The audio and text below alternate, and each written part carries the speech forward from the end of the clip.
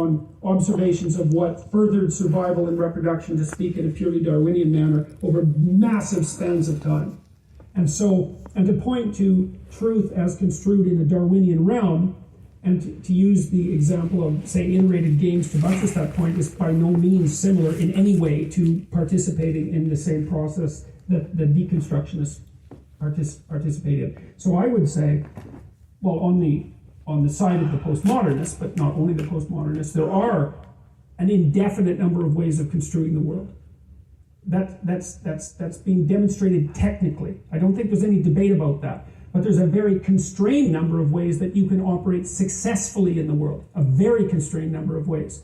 And it's not one way precisely, because it has its scope of variation, say, across culture and across environments, but it's very tightly constrained.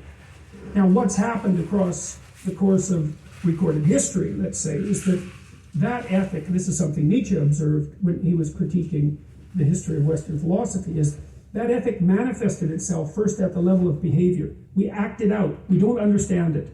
Just like a chimpanzee troop acts out the ethic of their hierarchy. They can't represent it. They can't articulate it. The structure emerges. The structure and the behaviors that are associated with the structure emerge before that is represented, and certainly before it's articulated. So first of all, the ethic that governs repeated interactions at different scales of social interaction, the structure emerges first, and then it's mapped. And it's first mapped in image and story, and then it's articulated. And I would say, well, I talked earlier about the role that England has played, that the UK has played in articulating the political doctrine of the sovereign individual. But the idea of the sovereign individual is far older than those political articulations. And it's based in a narrative structure that is in turn based on the observation of behavioral patterns that have emerged reliably across time. And that's not postmodern in the least. It's a very straightforward claim that there is something that approximates a universal human ethic that's built deeply into our biological and social structures, and that was constructed in no small part as a consequence of Darwinian mechanisms. So.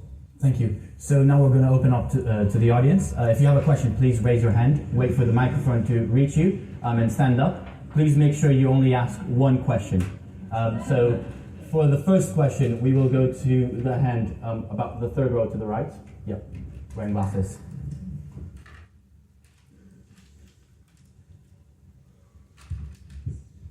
Professor Peterson, in your 12 Rules for Life, you speak very fondly of the influence of Alexander Solzhenitsyn during your formative years as a student, and you also use several examples from the novels of Fyodor Dostoevsky to illustrate certain points about psychology. So I was just wondering, is there any other way that Russian culture history has left a mark on your ideas? Well, they aren't the only Russian thinkers who influenced me. I read a lot of Tolstoy, including The Kingdom of God is Within You. Bulgakov, whose Master and Margarita is, I don't even know what to say about that book. I read it 3 times, and I think I could read it another 10 times. It's amazing. It's an amazing tour de force. I certainly don't understand it. It's like a complex dream. I've collected Russian Soviet art, era art, for a long time. I got very interested in constructivist art and suprematist art, and that there was a flowering of artistic productivity in the early stages of the Soviet Revolution, which was pretty much clamped down on immediately by Stalin in the 1930s. And so I have a real affinity for Russian thought that I don't understand. So those are some of the additional influences. Yeah. Thank you very much. Thank you. On to the next question. We will go to the lady to my right. Thank you so much for coming to speak to us. I'm a really big fan of yours. And I've especially appreciated all that you've written and spoken about regarding meaning as an antidote for chaos and nihilism. And I'll preface this by saying Maps for Meaning is on my summer reading list, so if you've already answered this question in that book, please let me know. But I'm wondering what you would say about what's the source of meaning? It seems that lots of religions have answered that question with God, but if there is no God, then it seems that humans would have to kind of artificially impose meaning on the world, in which case all of the meaning that we reap from the world is already given to it by us, and there's no net meaning in the world or something like that. So I'm wondering what you would say about where meaning comes from. Well, that's a really good question. I mean, so when Nietzsche announced the death of God, which was something he announced actually in sorrow and trembling, I would say, rather than triumphantly, which is often how that's read, because people actually don't read Nietzsche. They just read one half of a quote from Nietzsche. His prognostication was that we would have to become creators of our own values. And then it wasn't long after that he died. And so what that meant was that any further investigations into that idea by him came to an end.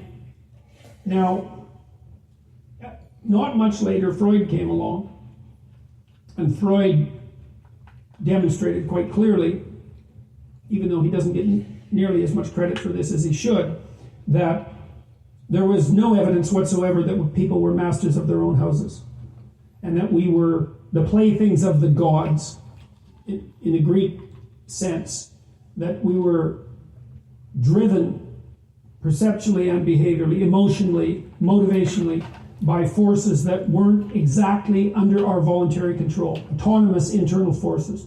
And you can think about those as where the gods went when they depopulated the cosmos. And that was Jung's notion, right? And Jung was a very astute student of Nietzsche. He gave a seminar on the first half of Nietzsche's Thus Spake Zarathustra that's 1,600 pages long. And so that's it's actually quite a dense read as well. So it's not 1,600 pages written in crayon, So, and Jung's sense was that Nietzsche's prognostication had to be wrong because human beings cannot create their own values. We actually don't have that capacity. We might be able to participate in the creation of those values, but we have to come to terms with our own nature while we're doing so. And I think the biological evidence for that it's absolutely overwhelming. If you don't believe that, then what that means is that either you don't know anything about biology or that you've stuck your head in the sand to the point where you're unable to see. Now, Jung was very interested in how those internal forces manifested themselves, but also how they organized themselves across time. Okay, so there's two answers to your question. One is that they organize themselves into a hierarchy and there's something at the top. And what he believed that what was at the top in the West was symbolized by the figure of Christ. And he thought of Christ as a symbol of the self. And the self was an emergent consequence of the internal arranging of motivational states into a hierarchy, partly as a consequence of psychological activity, integration, maturation, but also partly as a consequence of social pressure. Because how you organize yourself is partly a consequence of who you are and how you organize yourself, but it's also partly a consequence of how other people demand that you be organized. And so, and I think that Jean Piaget's work fits very nicely into that. I think that they were aiming in some sense at the same synthesis. All right, so with regards to, so one place for the derivation of meaning is the consequence of that hierarchical organization of those intrinsic motivational states into something approximating a unity that can operate properly across spans of time. So the second answer to that is meaning is actually a manifestation of a very deep instinct. And it's an elaboration of something the Russian neuropsychologists, that's another answer to the question about the Russians. I was a devotee of the Russian neuropsychologists, Alexander Luria and his students, Sokolov and Vinogradova, who were arguably the three greatest neuropsychologists of the last half of the 20th century. And Vinogradova and Sokolov discovered the orienting reflex, which was probably the biggest discovery in psychophysiology in the last 50 years of the 20th century. It's an unbelievably important discovery. And the orienting reflex is the reflex that orients you towards what you don't understand. It's the reflex that orients you towards anomaly. And what that means is that you have a structure built into you to help you make sense of what you don't understand. It's an actual instinct. Now, when the orienting reflex grips you, That's when you're surprised by something or startled by something. That's the lowest level manifestation of the orienting reflex. And it's actually part of the mechanisms that defend you against predators.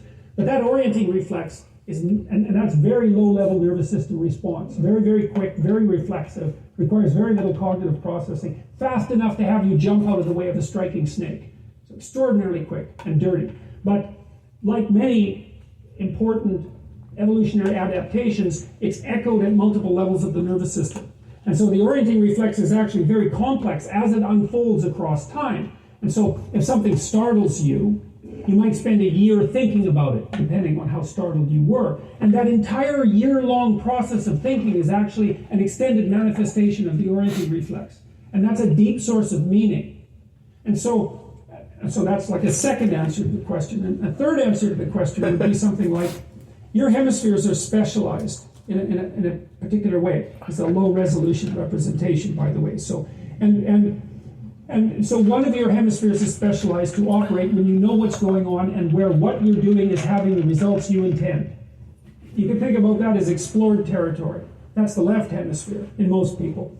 The right hemisphere is the hemisphere where the orienting reflex first manifests itself. And its job is to orient you where you don't know, where things that you don't know are happening. So it's also the place where imagination first takes root, because imagination is part of the process by which you make sense out of what you don't understand.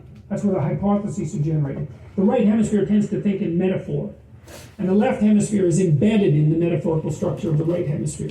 And that's quite well documented in the relevant neuropsychological literature from a multitude of sources, even from people who aren't concerned specifically with metaphor. The sense of meaning seems to manifest itself when the systems that are operating in explored territory and the systems that are operating in unexplored territory are operating optimally together. So imagine that what you want to do to adapt properly to life is to stay where you're adapted. Okay, so that's a conservative approach. Don't go where you don't know how to act. The problem with that is that things around you will change without your control. So you can't just stay where you are. You have to be prepared for the next thing that's coming. And so not only do you have to master where you are, you have to master what's most likely to happen next. And so you have to have one foot in chaos, or in order, and you have to have one foot in chaos. And the way you know that that's happening optimally is that you're imbued with a sense of meaning. Right? So it's actually the most profound part of what actually orients you in the real world. It's not a secondary epiphenomenon.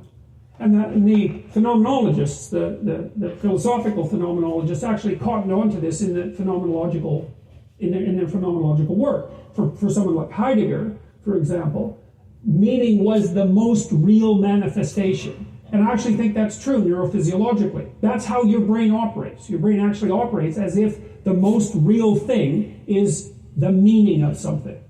And the meaning is related, and the reason for that is tied back to the Darwinian idea, is that you're not a describer of the world. Not fundamentally. You're trying to live in the world. You're trying to survive in the world and propagate in the world. Like you have a telos, and the meaning is associated with that telos within that Darwinian landscape. And then you say, well, is it real? It's like, it depends on what you mean by real, right? And you know, people say, well, that's a postmodern answer. It's like, no, it's not. It's not at all. It's because there is a conflict between the materialist view that's laid out in the Newtonian sense and the evolutionary viewpoint that's laid out in the Darwinian sense. And the meaning relates to what's real in the Darwinian sense, not in the Newtonian sense. But that doesn't mean that it's not real. It depends. It depends on how you sort out your initial axioms. But if you're interested in surviving and not being too miserable while you're doing so, then I would suggest that you at least give some credence to the Darwinian position. So that's meaning.